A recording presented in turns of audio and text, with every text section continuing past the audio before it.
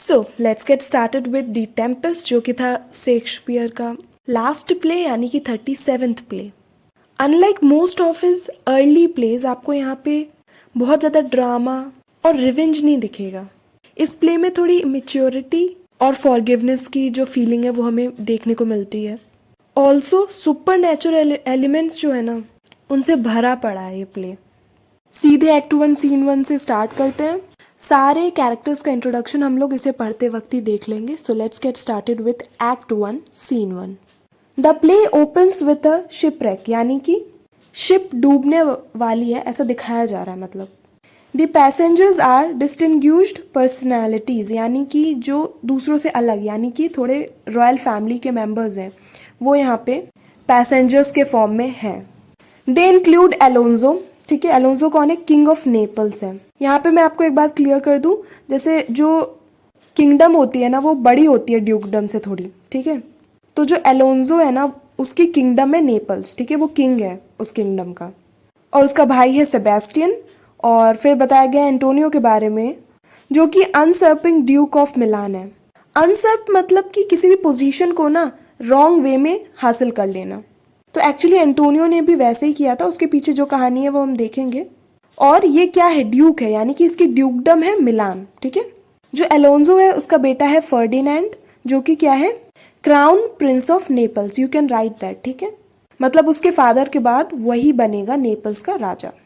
आगे है गोंजालो, जो कि एक इम्पॉर्टेंट काउंसलर है एलोन्जो का। बाकी क्रूमेट तो होंगे ही, है ना, और शिप के सारे वर्कर्स भी होंगे, तो वहां लिख दिया है and others. A furious storm is blowing together with the noise of thunder and lightning. तो थंडर हो रहा है, लाइटनिंग हो रही है। There seems to be no hope of survival. Most of the passengers are screaming and shouting in desperation कि वो अब मर जाएंगे। ठीक है, the storm representing chaos, violence and disruption gives the play its title. Chaos यानी कि disorder and confusion, जो हाहाकार हो जाता है जब भी कोई भी कहीं भी आग लग जाए, कुछ भी हो जाता है तो ये हो जाता है ना एकदम कंफ्यूजन का माहौल, वही है।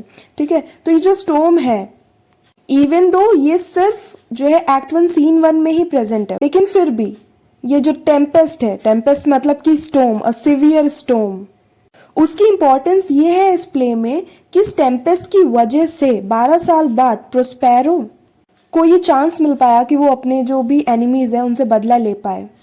Actually Prospero was once the duke of Milan, लेकिन कुछ कंडीशंस चेंज हुई और उसके बाद क्या हुआ, एंटोनियो ने उसकी जगह को ले लिया, उसका जो भाई था एंटोनियो। वो स्टोरी तो हम बाद में देखेंगे, क्योंकि वो सस्पेंस ब्रेक नहीं होना चाहिए, even though most of you might be knowing it. Anyways, मैं आपको बता दूं कि जो यहाँ पे क्या हो रहा है, ये लोग शिप से आ क्या रहे थे कि एलोन्जो की बेटी की शादी थी, तो ये लोग वहां गए थे और अब ये रिटर्न मतलब जा रहे थे दोबारा अपनी अपनी जगह। बाकी शिप्स भी ऐसे थंडर में ऐसे खो रही थी इधर उधर, उन्होंने देखा कि इनकी शिप टूट के गिर रही है, तो वो लोग फिर शायद रिटर्न हो गए, चले गए, ये सोच के कि राजा वगैरह तो सब मर गए। क्योंकि सिर्फ राजा की शिप नहीं चलती है, उसके पीछे बहुत सारी शिप्स होती हैं। ठीक है, चलो सीन 1 में लिखा है on board a ship at sea a storm with thunder and lightning. तो सीन ओपन कैसा होता है? On board of a ship. Board of a ship मतलब कि जैसे हम कहते हैं ना ऑन बोर्ड ऑफ एयरक्राफ्ट, है ना, शिप हो गई। तो मतलब जो सीन है वो जैसे ही पर्दा जो है खुलता है तो हमें दिखता है सीन जो एक शिप का होता है। ठीक है, जिसमें स्टॉर्म जो है वो एक सी में होती है और बहुत स्टॉर्म का सीन दिखाई देता है। ठीक है, एंटर मास्टर एंड बोट्सवेन। अच्छा चलो बता देती हूँ बोट्सवेन क्या होता है, because people should know that. और इसमें काफ़ी सारे टर्म्स है, लाइक टॉप मास्ट, ये वगैरह बहुत सारे टर्म्स हैं, सबका मतलब मैं क्लैरिफाई कर दूंगी। ठीक है, बोट्सवेन यानी कि जो कि देखता है सारी चीज़ें, मास्ट के बारे में, सेल के बारे में, एंकर्स के बारे में, और जो उनके क्रूमेट होते हैं ना वो उनको इशारा देता है। ठीक है, तो वो एक तरह से हेड हो गया एक छोटा। ठीक है, अब मैं बता दूं कि शिप में 3 डिपार्टमेंट होते हैं, एक डेक डिपार्टमेंट, दूसरा इंजीनियरिंग डिपार्टमेंट और तीसरा होता है केटरिंग डिपार्टमेंट। केटरिंग डिपार्टमेंट यानी कि जो खाने वाने की सारी व्यवस्था करते हैं। ठीक है, सिर्फ शिप को चलाना थोड़ी ना है, कितने दिनों तक शिप ट्रैवल करती है। ठीक है, इंजीनियरिंग डिपार्टमेंट अपना इलेक्ट्रिकल वगैरह सब कुछ देखते हैं, रिपेयरिंग कुछ हो टूट जाए तो, और स्टीयरिंग भी देखते हैं, मतलब कि किस तरफ ले जाना है, तो एक बंदा वहाँ खड़ा होगा, उसको मोड़ रहा होगा इस डायरेक्शन में उस डायरेक्शन में। बाकी डेक डिपार्टमेंट मतलब क्या हुआ, ये लोग इंजन का काम नहीं देखते हैं, मतलब ये लोग शिप का जो ऊपर का हिस्सा होता है, नीचे केबिन्स वगैरह होते हैं, वो बात अलग है ना, नीचे सबसे इंजन होता है वो अलग है, इनका किचन अलग होता है वो अलग है, लेकिन इनका डिपार्टमेंट कहाँ रहता है, एकदम ऊपर साइड को, क्योंकि इन्हें सारा वो देखना है, मास्ट और जो सेल है सब कुछ। देखो मास्ट क्या होता है कि किसी भी मतलब मेटल या फिर वुड का फ्रेमवर्क होगा, उसके ऊपर सेल होगी। सेल यानी कि वो कपड़ा जिसमें जब हवा जिसके अगेंस्ट मतलब जिस डायरेक्शन में बहती है तो वो उसकी वजह से उधर बहने लगती है हमारी जो शिप है। और इसके बारे में जानकारी बाद में देखते हैं। तो जो मास्टर है वो कहता है बोट्सवेन, तो बोट्सवेन कहता है हियर मास्टर व्हाट चीयर, मतलब आपको क्या काम है मुझसे, मैं इधर हूँ मास्टर, हियर मास्टर। मास्टर कहते हैं good speak to the mariners, master कहता है गुड सर, आप जल्दी से मैराइनर से बात करिए और उनसे कहिए फॉल टू इट ईयरली, यानी कि वो काम पे लग जाएं जल्दी से, क्विकली, ठीक है, नहीं तो मतलब और we run our sails aground, यानी कि हम ऐसी जगह पे जाके फंस जाएंगे जहाँ पे पानी बहुत कम है और वहाँ जाके हमारी शिप डूब सकती है। बेस्टिर बेस्टिर यानी कि कम ऑन, ठीक है, और फिर वो चला जाता है। अब मैराइनर्स आ जाते हैं सीन में। बोट्सविन कहता है हे यानी कि एक वर्ड है इनकरेजमेंट के लिए, माई हार्ट्स चीयरली चीयरली माई हार्ट्स, ठीक है, बहुत ज़्यादा वो इनकरेज कर रहा है।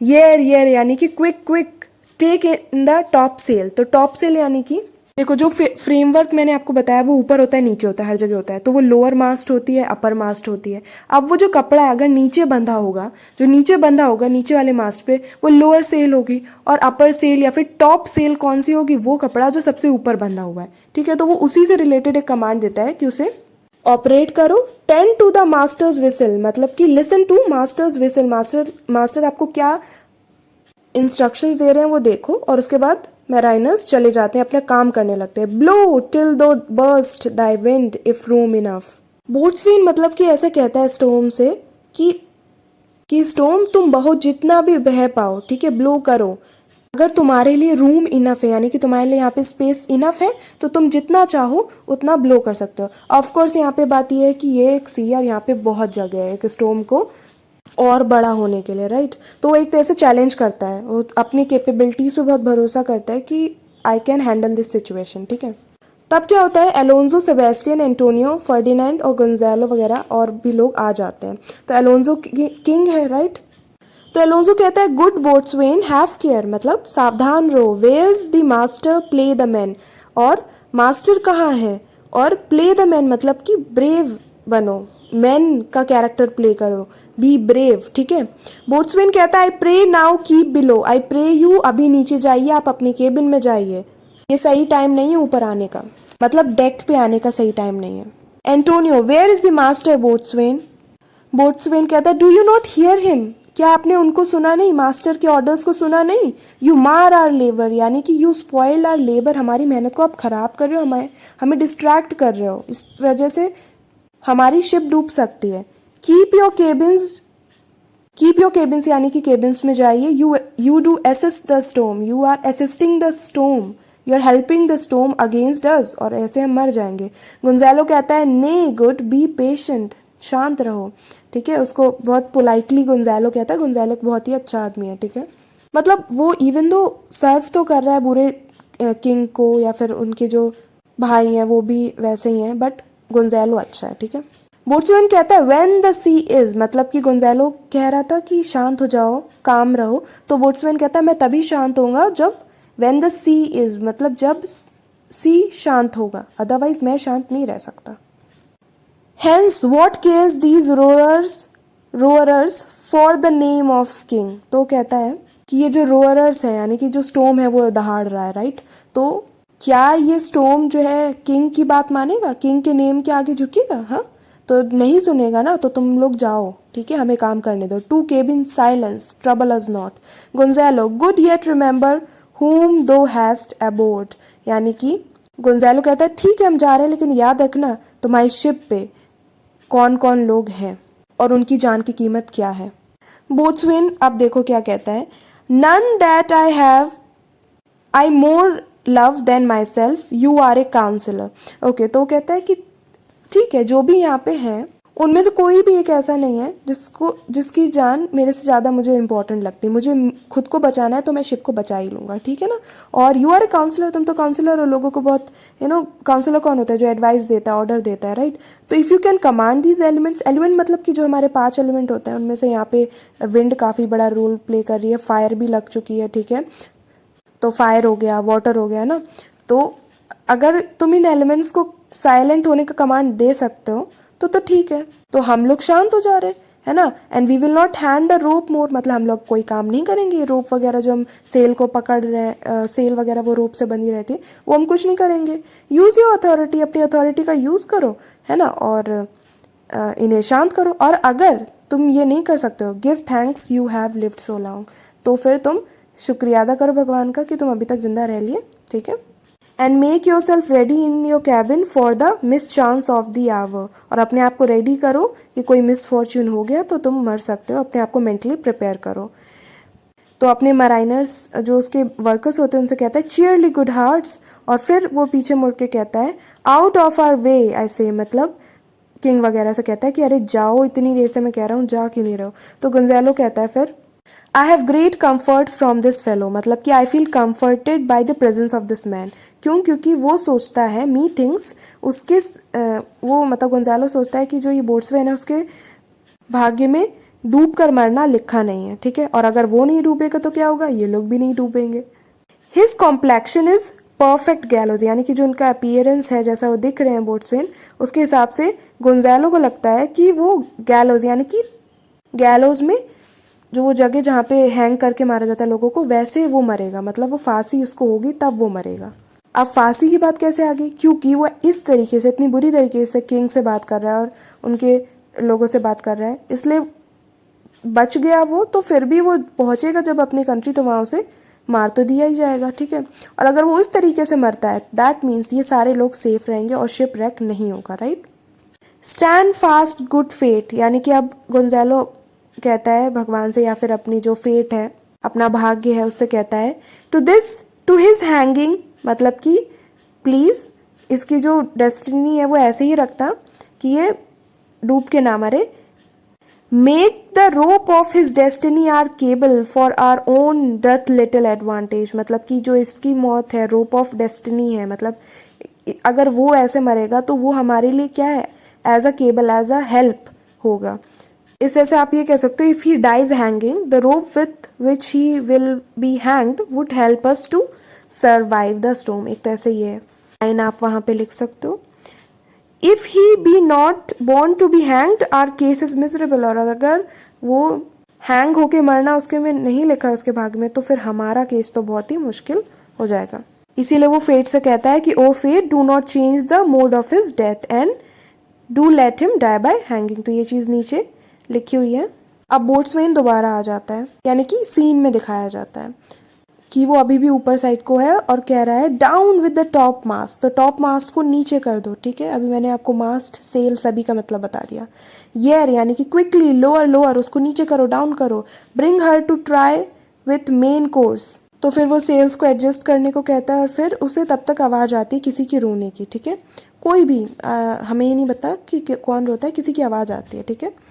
कोई डर की वजह से रो रहा होगा। A plague upon his howling, this howling, okay, they are louder than the weather or our office. तो वो ऐसा चिल्लाता क्यों है? क्योंकि this cry could demotivate the crew, है ना, कि वो लोग रो रहे हैं अंदर, तो इन लोगों को कैसा लगेगा जो इस सिचुएशन को हैंडल कर रहे हैं। तो वो कहता है प्लेग यानी कर्स अपॉन हिज दिस हाउलिंग, ठीक है। इसकी जो हाउलिंग है, चिल्लाना, अब हाउलिंग कौन करता है? वोल्फ करते हैं, तो वो इस तरह से बोल रहा है गुस्से में कि इसकी जो हाउलिंग है वो जो हमारे हम जिस तरीके से काम कर रहे हैं इतनी सिचुएशन में, उस शोर से भी ज़्यादा तेज है, ठीक है। ये जो वेदर है, स्टॉर्म है, उससे भी ज़्यादा तेज है। फिर सेबेस्टियन, एंटोनियो और गोंजालो फिर से आ जाते हैं। तो yet again what do you here, shall we give over. तो फिर गोंजालो को गुस्सा आती है कि, सॉरी, बोट्सवैन को गुस्सा आती है कि ये तुम फिर से आ गए, क्या हम लोग जो ट्राई कर रहे हैं वो भी छोड़ दें? Shall we give over and drown, have you a mind to sink. तो सेबेस्टियन कहता है a plague on your throat you bawling blasphemous incharitable dog, यानी कि may your tongue get diseased, diseased मतलब इस तरीके से कि तुम फिर बोल ही ना पाओ, ठीक है ना, क्योंकि तुम इररिलेवेंटली बात कर रहे हो और तुम्हें ये नहीं समझ में आ रहा है कि तुम किससे बात कर रहे हो, ठीक है ना। यू अनकाइंड डॉग, ठीक है, तो बोट्समैन कहता है ठीक है इतना हमसे कह रहे हो ना, वर्क यू देन, मतलब ठीक है हम कुछ नहीं कर रहे, अब तुम ही संभालो इस शिप को। Antonio, hang you insolent noisemaker, we are less afraid to be drowned than thou art. तो मतलब वो कहता है कि तुमने हमसे इतना मिसबिहेव किया, अब तो तुम्हें हम लोग हैंग करवा देंगे, ठीक है, हमसे ज़्यादा तो तुम डर रहे हो, है ना, हमें इतना नहीं है कि हम ड्राउनिंग से जितना हम अफ्रेड हो उससे ज़्यादा तो तुम हो। गोंजालो कहता है I will warrant him for drowning, मतलब कि मेरी ये गारंटी है कि वो ड्राउनिंग से नहीं मरेगा, though the ship were no stronger than a nutshell, यानी कि इवन दो अगर एक ये जो शिप है ना वो नट शेल की तरह, नट जो होते हैं हम लोग खाते हैं ड्राई फ्रूट्स के नट जो है ना उसके शेल से भी ज़्यादा वीक होता, ठीक है, अगर वो उससे ज़्यादा भी स्ट्रांग नहीं होता ना तो फिर तब भी मैं ये बात की गारंटी ले सकता था कि ये बोट्सवेन डूब के नहीं मरेगा, ठीक है। अब आपको तो पता है कि नट शेल का कैसे कंपैरिजन किया जा सकता है, शिप से शिप बहुत ज़्यादा स्ट्रांग होती है, बट वो कहता है कि अगर वैसी भी कंडीशन होती ना तब भी हमारी शिप डूबती नहीं, ठीक।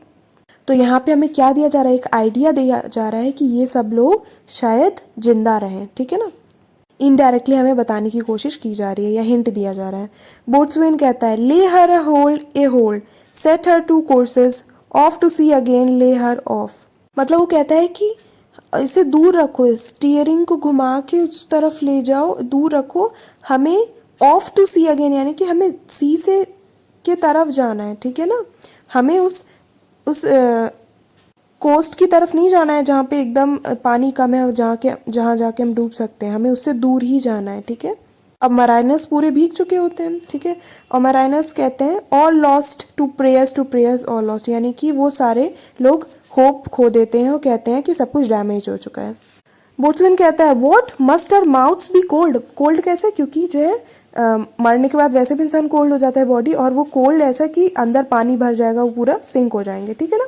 यहाँ पे कोल्ड का मतलब है कि वो लोग क्या है ड्राउन होके मरेंगे। तो गोंजालो कहता है the king and prince at prayers let's assist them for our case is as theirs, यानी कि हमारा भी केस वही है, हमारी भी कंडीशन वही है जैसी उनकी है, और वो प्रेयर्स कर रहे हैं हमारे जाके, तो चलो हम उनकी हेल्प करते हैं या फिर उनके साथ एकम्पनी करते हैं उनको, ठीक है ना।